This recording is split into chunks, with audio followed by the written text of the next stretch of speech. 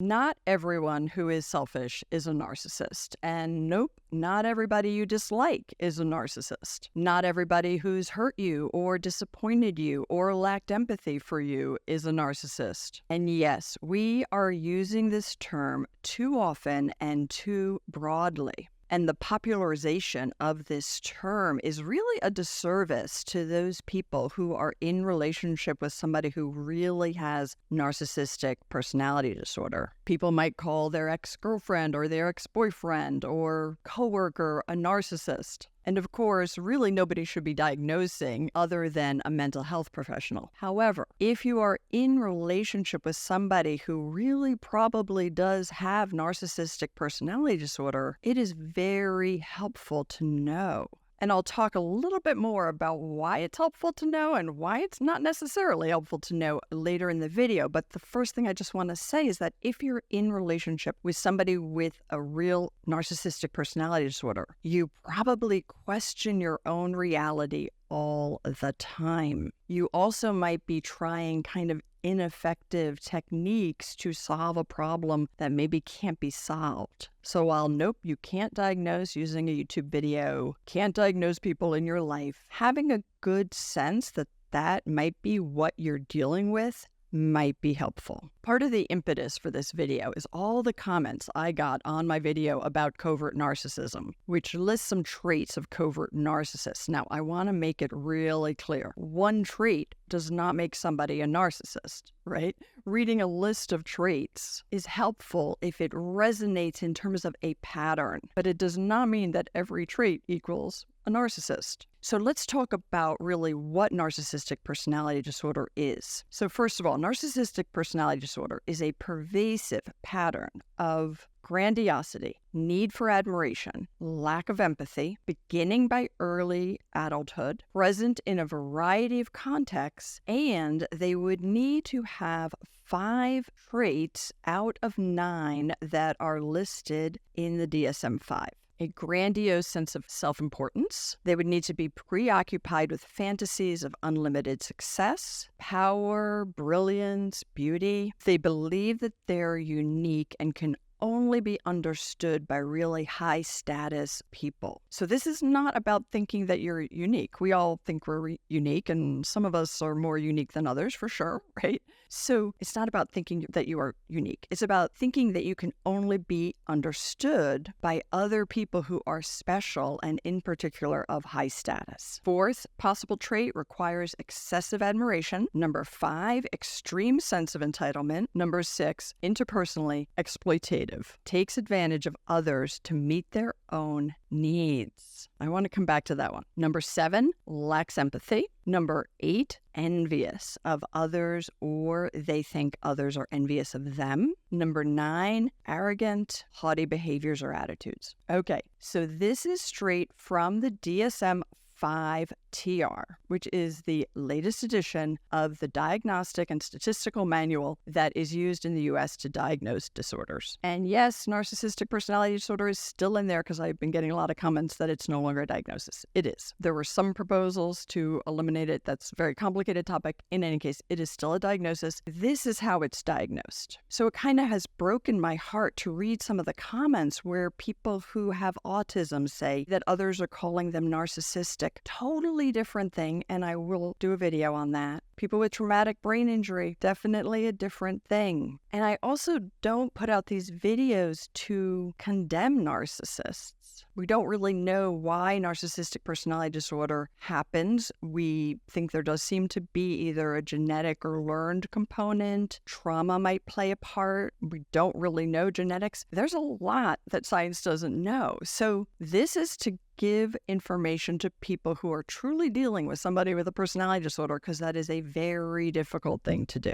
So I'm going to go through 3 traits that came up in some of the comments to my YouTube video. Talk about those a little bit, and then come back to this question about why does it matter to if this person hurt you, if this person hasn't been kind to you, how does it help to know the diagnosis? And I think there might be some ways it does help, some ways it is totally irrelevant. So a couple of comments have been about somebody who is selfish, and who talks about themselves all the time. So that does not make somebody a narcissist. There's a lot of people who can talk about themselves on, and it can almost come from a place of anxiety, a fear of silence. Sometimes people talk about themselves because they are trying to be relatable. They're trying to relate, or they're trying to make you comfortable. But a narcissist talks about themselves in a very different way. They really promote themselves at the expense of others. And I said I would come back to the trait in the DSM-5 about being interpersonally exploitative. But in my experience, almost everybody with NPD actually does that interpersonal exploitative thing. So I don't really know why it's just listed as one of the things, because it seems to be somewhat core. But in any case, if the person is obsessively talking about themselves in order to promote themselves over you,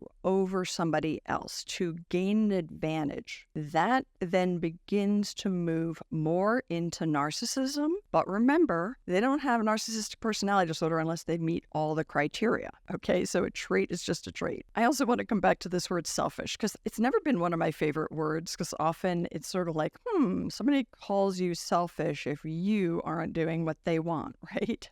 That's when we get called selfish. But there are times where maybe we do prioritize our needs over somebody else. Sometimes we might do it excessively. If it is a pervasive pattern of promoting our needs, wants, and desires over others to the point that we don't even really recognize that others have them, or if they have them, we don't care. We do it pervasively and we meet those other criteria, then that's narcissism. Otherwise, I guess we used to use these terms like person is egotistical or egocentric. We don't really use those terms anymore. We've sort of replaced it with this like narcissist term, which again, I do think does a disservice to all of us, really. So somebody who's egotistical is not necessarily narcissistic. All right, I'll go to the second one that a lot of people commented on. The trait of not taking responsibility for yourself or your mistakes or the harm you do to others. So this is a common trait of a narcissist. Again, there are other people who might do this, right? Sometimes if somebody feels really insecure, they have a very hard time admitting responsibility. And it does kind of seem like in our world, we have those people who like take responsibility for everything, things that aren't in any way their responsibility. And then there's other people who won't take responsibility for anything. There are people who, when something lucky happens to them, they're like, well, it's because I did it. And then there's other people who achieve something great who are like, oh no, I was just lucky,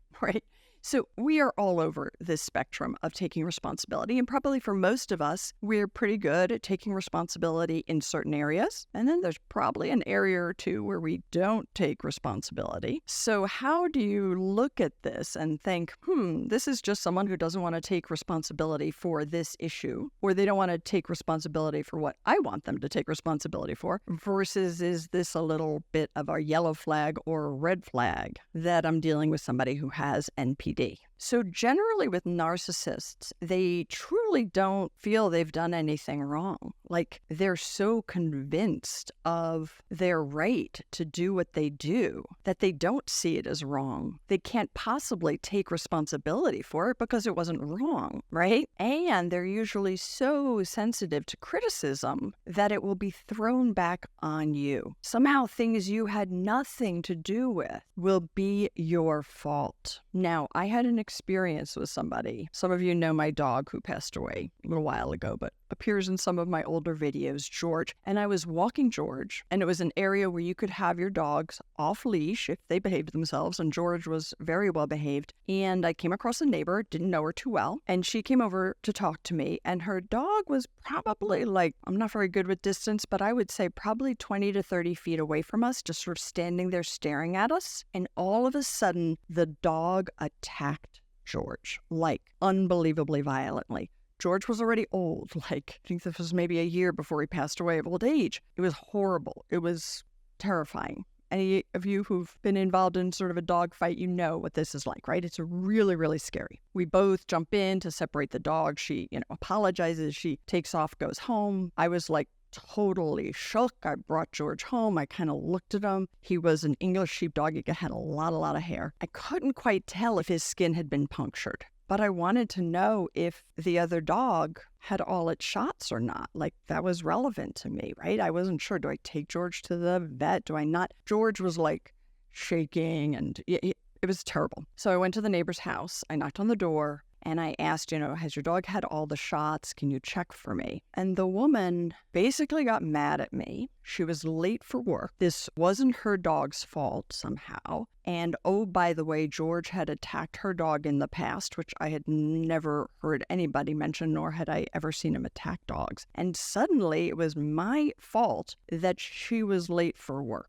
So anyway, as I said, not diagnosing, but enough of a flag for me to be like, whoa, okay, I'm gonna tread very carefully here. And that actually maybe comes back to the why is it helpful to know this stuff. All right, trait number 3 that I mentioned in one of the covert narcissist videos is about the habit of talking behind other people's backs. And what I said is that very often, particularly covert narcissists, will be super, super, super nice to other people. And actually, overt narcissists also can be unbelievably charming. Everybody thinks they're like incredibly entertaining and what a nice guy, what a nice person. But then if you have an intimate relationship with them behind closed doors, you hear all of the stuff that they actually think about how horrible those people were that they were nice to. So I got a lot of comments about how like, well, I do that sometimes, or if that makes a narcissist, we're all narcissists.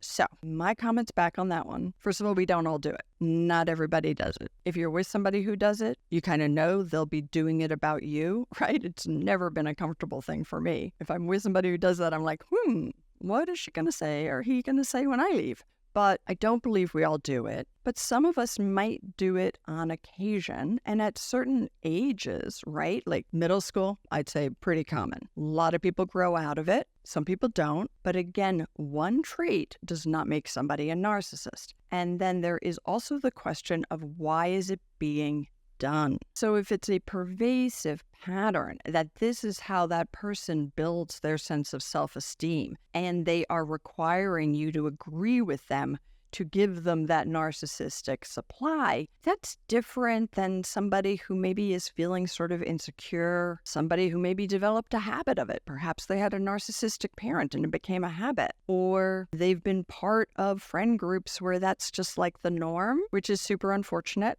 And I think for those of us who realize that, maybe we can do something about it in those situations. I guess what I'm trying to say is that there is sort of a cultural element in that one where people are trying to figure out kind of like their place in the world and how they compare, and they worry about that. And it's also different from your best friend who is really having a hard time with somebody else and wants to process it emotionally. Right? So if somebody is like very upset with somebody else and you're their go-to person, and hopefully they're yours as well, because it's nice when those things are mutual, and they just need to vent about the person, to me, that's totally different than just being nasty for no reason about somebody else. And again, remember, trait does not equal diagnosis. Okay, so I want to give you a couple of reasons why I think it is good to know if somebody in your life is likely a narcissist, and a couple of reasons why I don't think it's helpful. So the 2 reasons I think it's helpful.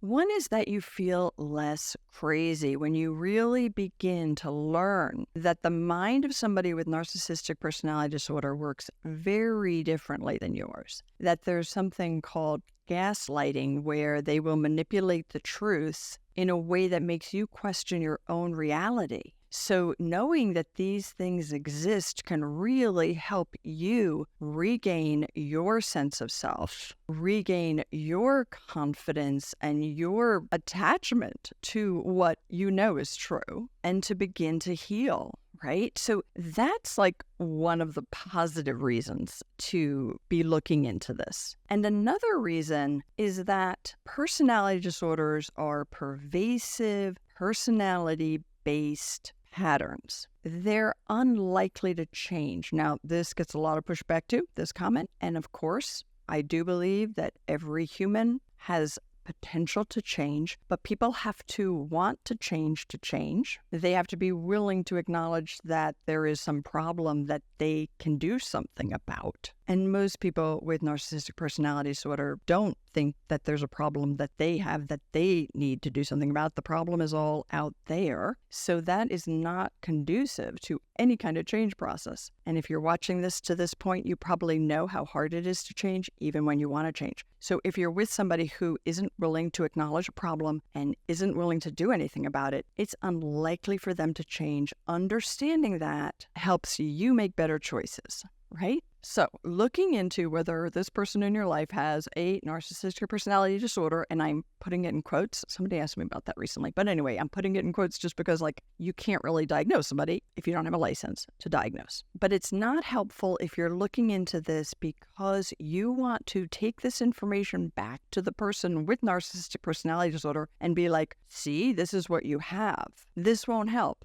It really won't help. It probably will make things worse because, again, if the person truly has narcissistic personality disorder, they will not want to acknowledge it or admit it. If you want to get an apology from the narcissist and you use this information, or you think maybe I can use this information to convince them that what they did was wrong, and then I'll get the apology, it's unlikely to happen. So I know that's really hard for people to hear, but it's unlikely to happen. One of the comments I received was obviously from somebody who really cared about this person in her life who might have narcissistic personality disorder, but she really wanted to know, what can I do to help this person realize they have this problem and change because they're not happy? And again, you're welcome to try. Not likely to be particularly fruitful if the person truly has a personality disorder. If they don't, if it's trauma-based, if it's based on something else, who knows, right? But as we've talked about on this channel before, we can't change other people anyway. So they have to have some spark to want to change. And then my final point on this is, why does it matter if somebody is a jerk to you, if somebody's been mean to you, if somebody's been manipulative, uncaring, harsh, abusive? How does it help you to know, right? Are they a jerk?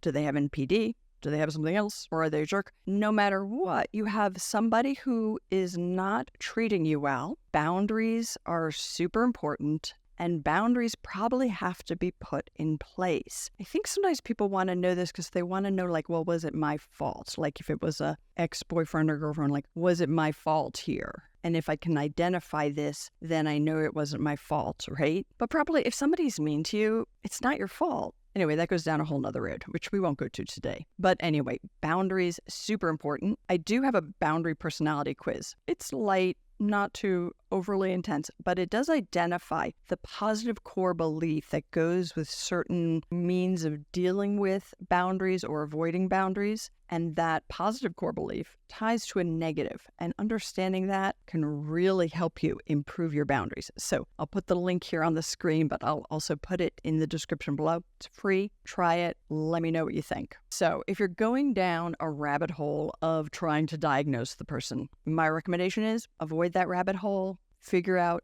what can you do to help your life be better no matter what. So let me know what you think about this video. If you liked it, if this was helpful, please do hit that like button. Big help to me. I will be coming out with a video on how to heal from a narcissistic parent, and I do have a bunch of other videos. So subscribe to the channel, and remember that setting healthy boundaries will help you eliminate that emotional fatigue and start to see improvement in your well-being, your joy, and your life. I hope this was helpful, and I'll see you next week.